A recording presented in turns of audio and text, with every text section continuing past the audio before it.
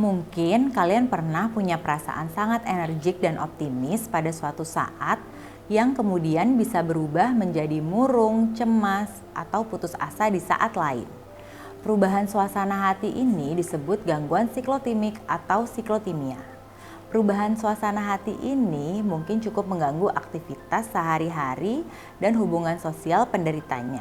Karena sering disalahartikan sebagai mood swing biasa, banyak penderita tidak menyadari bahwa mereka memiliki kondisi ini. Siklotimia yang tidak ditangani dapat berkembang menjadi gangguan mood yang lebih serius seperti bipolar.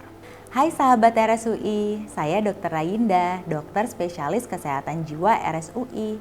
Dalam video ini kita bahas lebih dalam tentang siklotimia, meliputi penyebab, gejala yang mungkin muncul, serta cara-cara yang bisa dilakukan untuk mengatasi hal itu.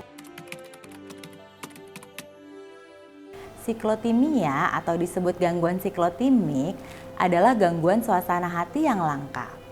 Pengidap siklotimia akan mengalami perubahan suasana hati naik dan turun dalam periode tertentu.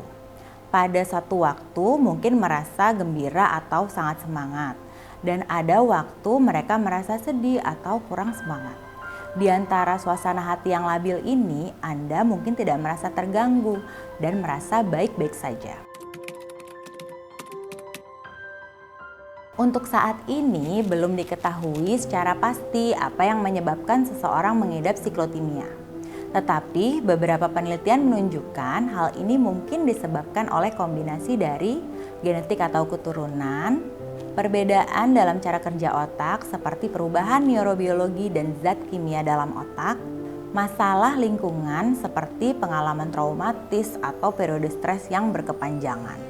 Siklotimia relatif jarang terjadi, namun perkiraan yang tepat sulit dibuat karena tidak terdiagnosis atau salah diagnosis dengan gangguan suasana hati lainnya seperti depresi atau bipolar. Siklotimia biasanya dimulai pada masa remaja atau dewasa muda. Gejalanya meliputi beberapa gejala suasana hati yang meningkat seperti perasaan bahagia yang berlebih, optimisme yang tinggi, dan sulit untuk konsentrasi. Ada pula emosi yang turun seperti merasa sedih, putus asa, hampa, gelisah, hingga berpikir tentang kematian ataupun bunuh diri. Gejala siklotimia mirip dengan gejala gangguan bipolar, tapi tidak memenuhi kriteria diagnosis bipolar. Orang yang mengidap siklotimia biasanya dapat menjalani kehidupan sehari-hari, tetapi perubahan suasana hati yang tidak dapat diprediksi dapat mengganggu kehidupan dan aktivitas secara signifikan. Berdasarkan pedoman dari American Psychiatric Association, seorang individu untuk didiagnosis sebagai siklotimia harus mengalami gejala mood yang fluktuatif setidaknya selama 2 tahun tanpa pernah mengalami episode mania penuh ataupun depresi berat. Tidak ada obat yang spesifik, namun beberapa pilihan pengobatan telah terbukti efektif dalam membantu mengurangi atau mengatasi gejala. Tata laksana meliputi kombinasi terapi perilaku kognitif atau CBT, medikasi, dan anjuran untuk menjalankan gaya hidup sehat. Terapi kognitif perilaku atau CBT dapat membantu pasien memahami dan mengelola perubahan suasana hati mereka.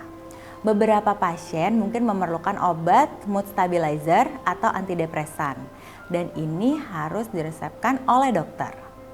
Terakhir, olahraga teratur, tidur yang cukup, dan manajemen stres sangat penting bagi mereka yang mengalami siklotimia.